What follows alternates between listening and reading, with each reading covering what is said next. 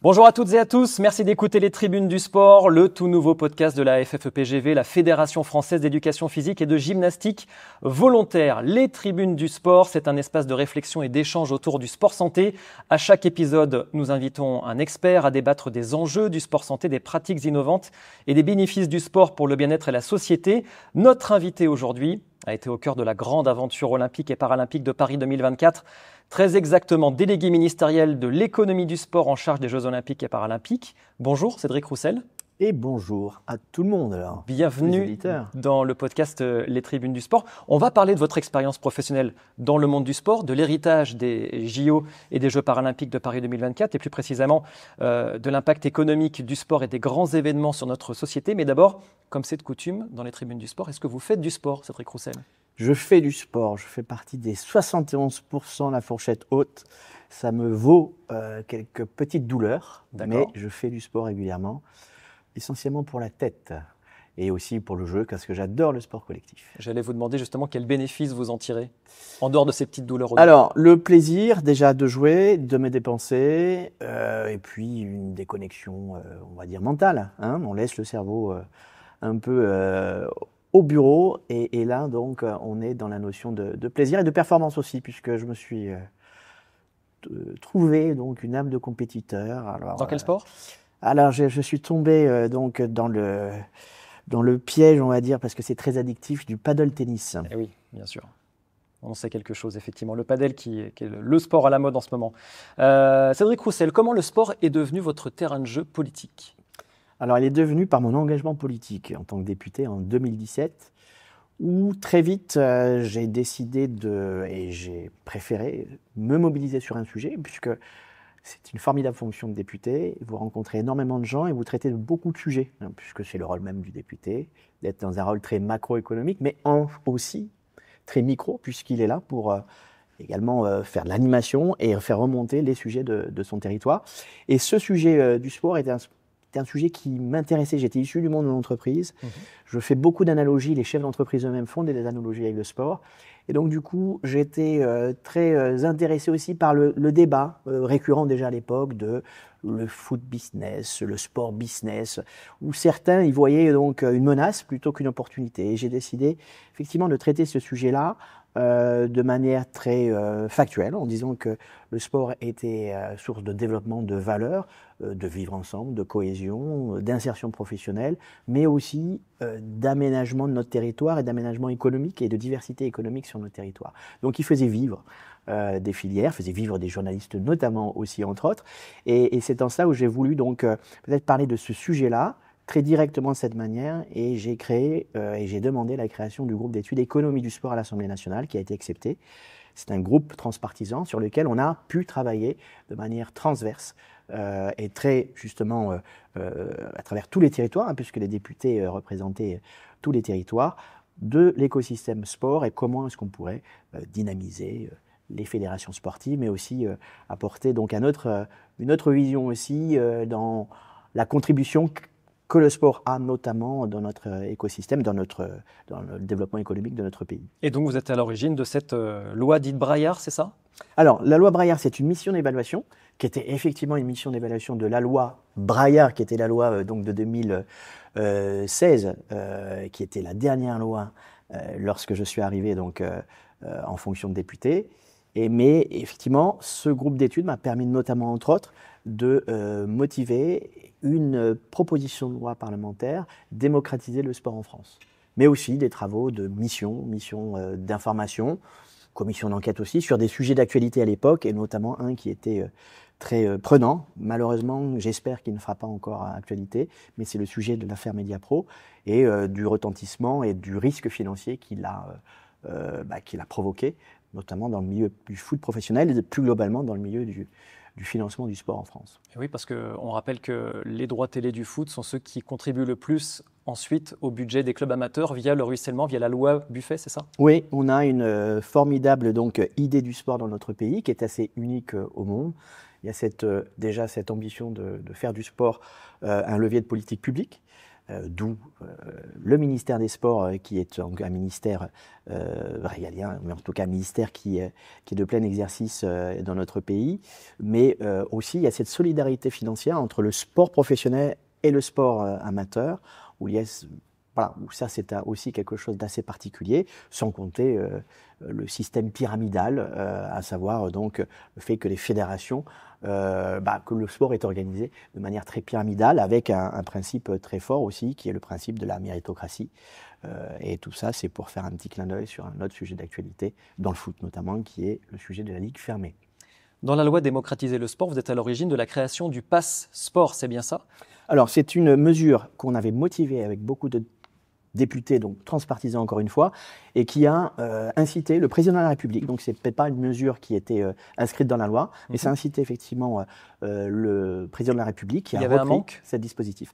Oui, il y avait clairement donc déjà cette volonté de faire en sorte qu'il y ait, je dirais, un accès et qu'il n'y ait pas le moins de barrières à la pratique pour les jeunes, puisque derrière vous avez des enjeux de lutte contre la sédentarité qui est très présente donc chez les jeunes.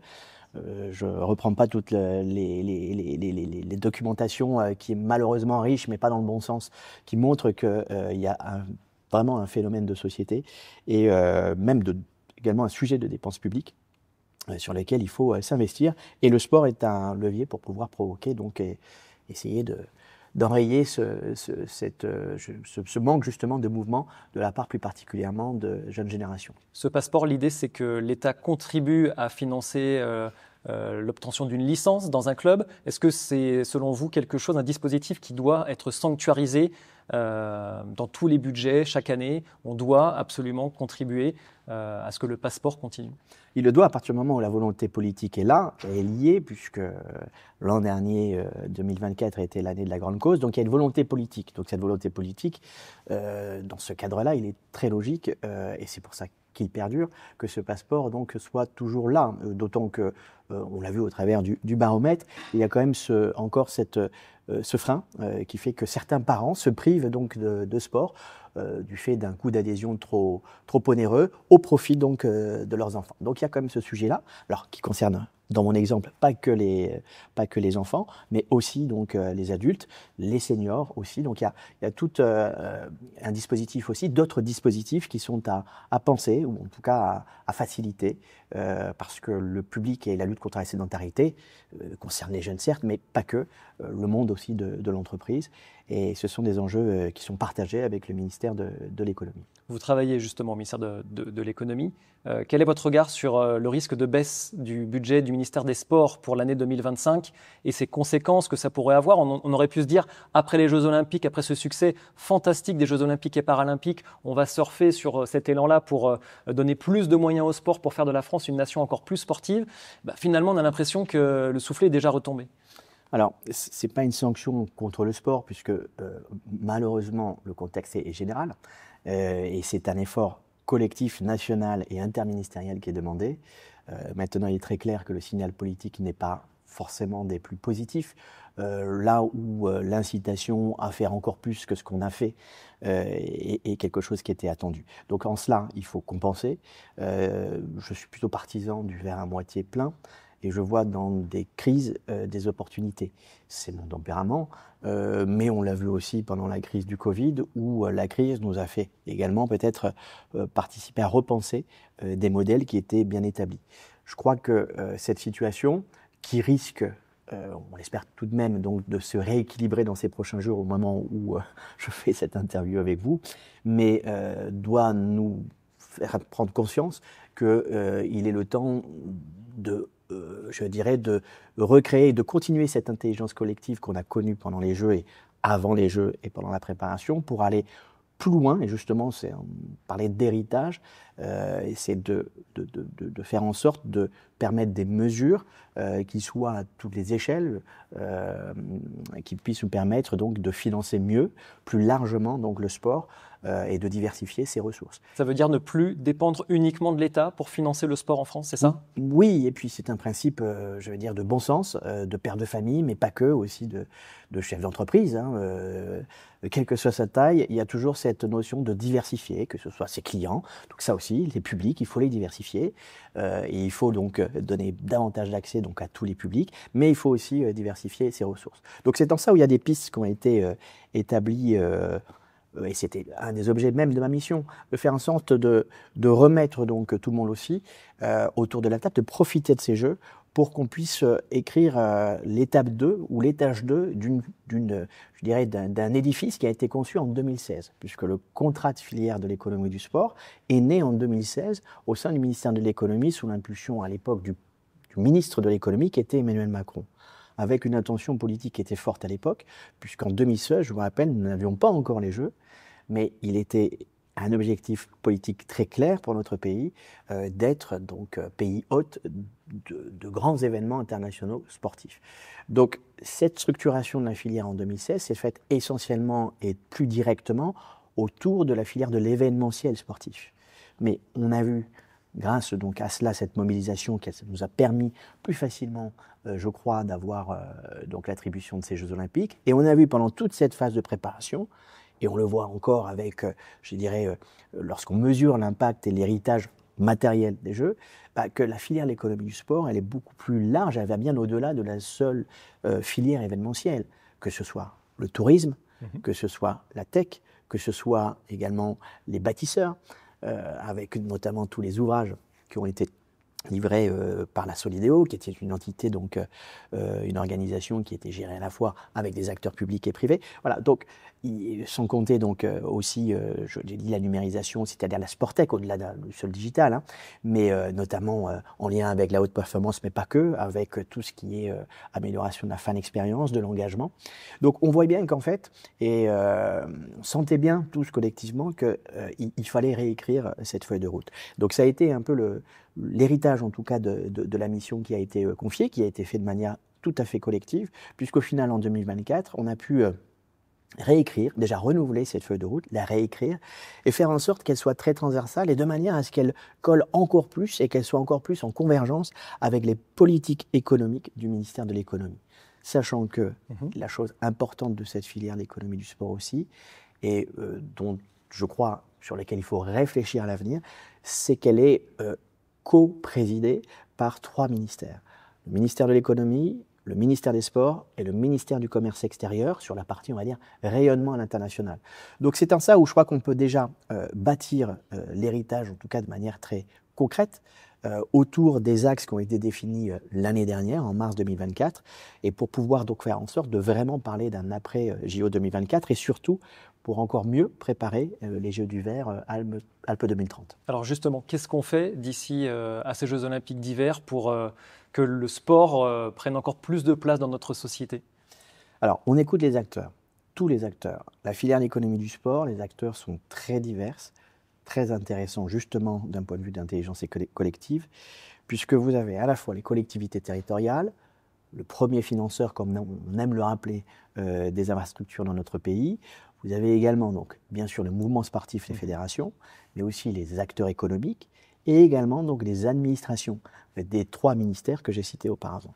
Donc on est bien dans dans une quelque part ministérialité, mais aussi intergenre, hein, puisque vous avez différents types d'acteurs qui ont des sujets chacun qui peuvent être à un moment donné convergents.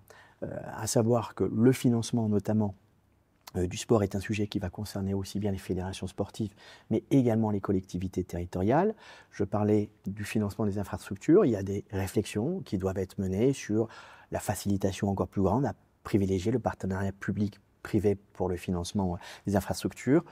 Et également, donc, peut-être des pistes sur faciliter la propriété des infrastructures par des clubs professionnels aussi, pour en optimiser et en augmenter la rentabilité d'exploitation, mais non pas pour le plaisir, j'ai envie de dire, de créer de l'argent, mais pour le plaisir de pérenniser l'activité. C'est bien là le sens. Et derrière tout ça, il y a bien sûr une dynamique territoriale qui s'enclenche, des emplois, enfin, tout ce qui participe, pas avec n'importe quel autre secteur, mais au dynamisme économique de nos territoires. il y a des sujets qui vont aussi concerner le tourisme durable, qui vont être en lien d'ailleurs avec le projet Alpes 2030. Et c'est en ça où les acteurs vont être, et notamment des sports donc, outdoor et plus directement donc, des sports de montagne, vont s'impliquer dans cette plateforme d'échange qui est le contrat de filière pour pouvoir donc justement préparer les innovations de demain, mais aussi les réflexions économiques de demain sur les choix à faire entre le Made in France, le Made in enfin, fabriqué en France, pour parler français, le fabriqué en Europe, en tout cas, qui sont des vraies stratégies aussi qui vont au-delà de notre pays. Mais en tout cas, pour parler également de ce sujet, qui est un sujet, je dirais, de stratégie économique pour notre pays, de faire en sorte de réindustrialiser notre pays par des objets du sport. Je parlais tout à l'heure du paddle. Les raquettes de paddle, on a de plus en plus d'entreprises françaises donc, qui développent des produits qui sont dans une démarche donc, de recyclage, mais aussi dans une démarche, in fine, de fabriquer plus près. Et ça, c'est important pour les enjeux donc, de durabilité et les objectifs que vont se fixer très certainement dans la continuité des Jeux d'été donc, de Paris 2024, les Jeux d'hiver d'Alpes 2030, à savoir une sobriété en termes de durabilité, aussi en termes financiers, donc avec ce qu'on a pu voir et le savoir-faire qui a pu s'exprimer pendant les Jeux de Paris, à savoir ces constructions éphémères, en tout cas ces structures éphémères qui permettent d'atteindre ces objectifs notamment. Comment vous avez vécu ces Jeux olympiques et paralympiques de Paris 2024 ? Est-ce que vous en ressortez avec un immense sentiment de fierté d'avoir ébloui le monde ? Oui, alors je pense comme beaucoup de Français et de Françaises, fierté dès le début, avec cette cérémonie d'ouverture qui nous en a mis plein les yeux, mais aussi qui nous a rempli le cœur de beaucoup je dirais, d'émotions. Parce qu'effectivement, c'est encore une cérémonie d'ouverture, j'ai la chance de pouvoir voyager, dont on me parle systématiquement et en premier lorsque je dis que je suis français. Et donc ça, c'est quelque chose qui se mesure. On n'a pas besoin d'études d'impact, je pense que chacun peut le mesurer, peut faire le test. Mais ça, c'était très marquant pour moi. J'ai eu la chance en plus de pouvoir y assister sous la pluie, mais avec la banane. C'est la première fois que, effectivement, j'ai été si heureux sous la pluie. Également, donc, l'ambiance. Voilà. J'ai vécu naturellement cette quinzaine, donc, puisque il y avait une activité, notamment de promotion de la filière d'économie du sport. On a profité de ce grand événement pour valoriser, supporter la filière et la faire connaître donc des fédérations sportives étrangères, mais pas que, aussi des acteurs étrangers. C'était l'occasion, c'était l'exposition universelle de la filière, donc ça je le retiens aussi, parce que c'est quelque chose qu'on a réussi à faire, sur lequel on n'est pas forcément donc, les mieux positionnés. Ouais. On a réussi à capitaliser là-dessus ? Vous avez des choses tangibles derrière sur des contrats qui ont été noués peut-être Alors, on n'a pas encore le recul suffisant. Il y a une étude d'impact qui a été, ce qu'on peut mesurer de manière tangible, c'est bien sûr tous les contrats qui ont été passés dans le cadre notamment de la structure Solideo qui a livré toutes ces infrastructures. Ça, c'est très clair. Il y a des chiffres notamment d'impact sur une période jusqu'à 2034 qui fait état de 8 à 9 milliards d'euros de retombées économiques, principalement pour, bien sûr, la Seine-Saint-Denis, ce qui est une excellente chose, puisque c'était un des objectifs de Paris 2024, de faire en sorte de rendre plus dynamique en termes d'emploi, en termes de création de richesses donc, et d'infrastructures sportives aussi, ce département. Donc il y a des choses très concrètes. Il y a des choses aussi concrètes en termes en tout cas qui vont l'être de plus en plus en termes de retombées touristiques. Pas forcément pendant l'année, on le savait, pendant la période des Jeux, puisque c'est une espèce d'effet vase clos, enfin, j'ai plus l'expression, mais c'est pas grave, vous m'avez compris, vase communicant, tout à fait, ou d'éviction, en fait. Une certaine catégorie donc, de touristes qui ne sont pas venus pendant les Jeux, remplacés par des touristes sportifs étrangers. Mais qui viendront plus tard. Voilà. Alors, et pour aller aussi un peu plus loin et attendre, parce qu'il faut être patient sur les études d'impact, il faut savoir qu'il y a justement l'INSEE qui a été missionnée par la délégation interministérielle aux Jeux, donc, qui a payé des études d'impact qui sont très intéressantes et sur lesquelles il faudra absolument s'appuyer. C'est un superbe outil de développement du sport dans notre pays, auprès des collectivités, auprès de la population, pour l'évaluation est dans l'air du temps, j'ai envie de dire aujourd'hui, de beaucoup de politiques publiques, mais qui nous permettra justement collectivement de faire mieux apprécier l'impact, en l'occurrence, de grands événements sportifs, mais pas que cela, du sport aussi. Il y a une autre étude qui vient d'être publiée aussi sur l'impact en termes social aussi, en tout cas de dépenses, on va dire, sociales que permet chaque euro investi. 1 euro investi donc provoque et entraîne une économie de 13 euros en termes de réduction de dépenses sociales. Donc ça, ce sont des choses qui peuvent et vont nous aider à faire prendre conscience peut-être à ceux qui ne l'ont pas encore ou qui ont des difficultés à l'évaluer, mais à bien l'appréhender et à faire en sorte que le sport devienne non pas une variable d'ajustement, mais bien un levier de développement économique et assumé, socio-économique dans notre pays. Merci beaucoup Cédric Roussel et on se retrouve très vite pour un nouveau numéro, pour un nouveau podcast des Tribunes du Sport. Merci à vous. Au revoir.